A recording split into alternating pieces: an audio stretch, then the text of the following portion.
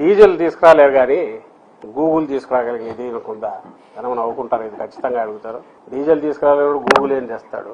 అసలు ఆ డీజిల్ నువ్వు మామూలు నీకు వెహికల్ నడుపుకోవడానికి, టూ వీలర్ నడుపుకోవడానికి నువ్వు సప్లై చేయలేను, పెట్రోల్ సప్లై చేయలేను, నువ్వు పరిశ్రమలు ఏమి చేస్తావు? పెద్ద పెద్ద పరిశ్రమలు వాటినే నిలపగలవు.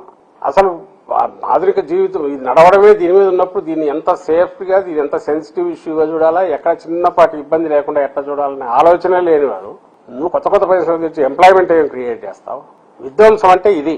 ఏదైతే మొత్తం స్తంభింపజేస్తుందో ఈరోజు రాష్ట్రాన్ని ఈ కొరత క్రియేట్ చేసిన కొరత వల్ల ఇలాంటి 2-3 దెబ్బలు చాలు ఎకానమీ కంప్లీట్ దెబ్బతినడానికి, కుదేలైపోవడానికి. ఎవరికి కాన్ఫిడెన్స్ వస్తుంది ఇక్కడ వచ్చి నేను ఉండాలంటే? ఇలాంటి గవర్నమెంట్ ఉన్న చోట అమరావతి అనే గ్రోత్ ఇంజన్ కు దానికి సప్లై, ఇప్పుడు అదాని గ్రోత్ ఇంజన్ దానికి సప్లై, ఇంకా ఏదైనా ఈ మధ్య స్పేస్ ఏదో అంటున్నాడు కొడుకు, బహుశా చంద్రమండలం మీదకి ఆ పైకి పోవడానికి ఈ సప్లై.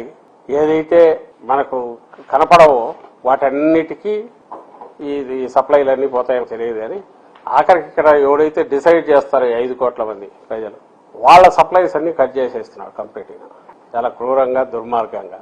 అమరావతి దానికి ఏదో అక్కడ ఉండే జనానికి కాదు, అక్కడ కాంట్రాక్టర్కి కావాలా.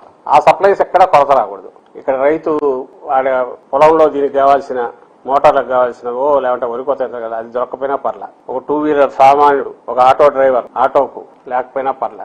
ఏమి ఇంట్రెస్ట్, ఎవరి మీద ఇంట్రెస్ట్ ఉంది తెలుస్తుంది కదా.